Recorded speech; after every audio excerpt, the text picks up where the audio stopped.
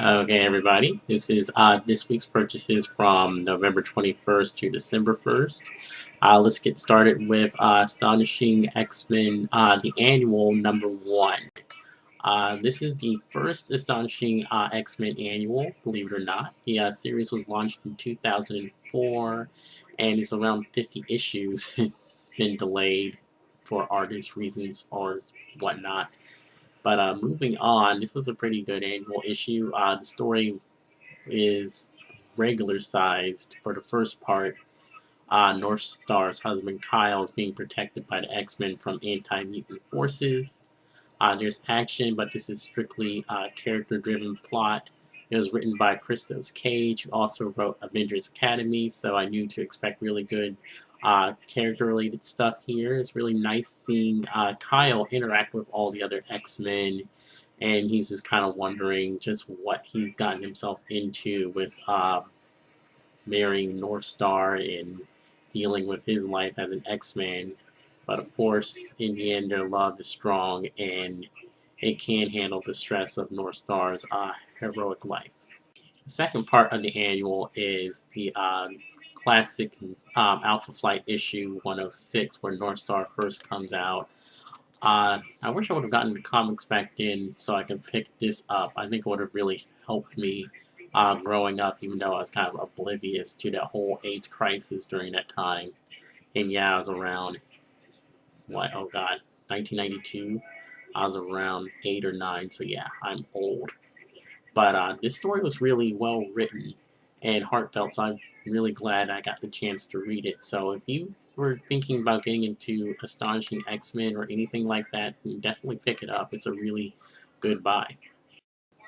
Next issue is New Avengers number 34. This is the last Avengers issue written by Brian Bendis and the last New Avengers issue for this volume before it gets relaunched next year with that cool looking cover with the Illuminati. The stuff with Doctor Strange battling Daniel Drum, it was good, but I just kind of wish there was more of a focus on Luke Cage since this was his team of Avengers, but the both of them got happy endings, so I can't really complain. I can't wait to see what happens in the next volume of the Avengers, though I can't really afford to have another book on my pull list, so if you want me to continue doing these videos, send money or free issues or something. This is kind of killing me. The next issue is All New X-Men #2. I'm happy because I really like the first issue and I'm glad this one came out. And we have a new one coming out next week instead of waiting like a bi-weekly issue, so I am excited. This was mainly a setup issue with the original 5 X-Men coming back from the past into the future, and they see future looking all futuristic. Jean sees that she's dead. Cyclops sees that he's a mutant revolutionary leader and that he killed Professor X. And Beast is kind of dying. I'm not sure what's happening there, but this was mainly setup, but it was a good setup, and I can't wait for the next week's issue. Okay, and the last issue is Uncanny Avengers #2. Uh, After a billion years, this finally came out. The first one came out, I think, last month, and this one was delayed. So I'm just reading it now. Human mutant relations are at an all-time low. They're pretty crappy. This issue highlights it pretty brutally in a sequence which is kind of sick to watch. The team still hasn't formed yet, but they're getting close, and even Thor can't stand by and let this human-mutant relationship thing get worse. The Scarlet Witch redeems herself a bit from the last issue's flippant mutant remark in which she actually freaking says, "Why did there have to be more mutants?" She's still kind of on my shit list though, because of just about everything she's done up to this point. And she's really not one to talk about anything, so I'm not sure why she said that. I just wanted to slap her. But it looks like everything will lead to something really good and just be a very good series. So I'll stick with this issue and hopefully the Scarlet Witch won't be such an asshole.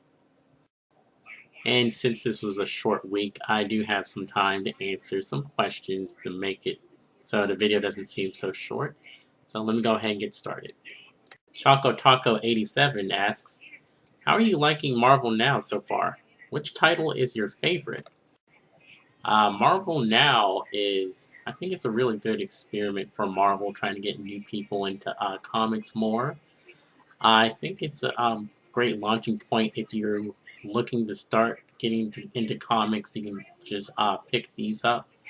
I would actually recommend picking up a title or two if you're interested. My favorite title so far is All New X-Men, even though we're just 2 issues in. But I like Brian Bendis' work a lot. And I think he did a really good job with the first issue and the second issue, and I can't wait to see where it goes from here because the whole New Mutant situation and Cyclops' role in the whole mutant human thing, and it's just something I really like. So I can't wait to see more. Anonymous asks, what other Marvel Now titles are you planning on checking out? Some of the Marvel Now comics that I'm looking forward to, Avengers Arena. There's Young Avengers, which I can't wait for, even though Miss Patriot. I just want to see the Young Avengers in comics again, new comics. And then there's New Avengers next year, which looks like it'll be stupendous. And then there's Guardians of the Galaxy, written by Brian Bendis.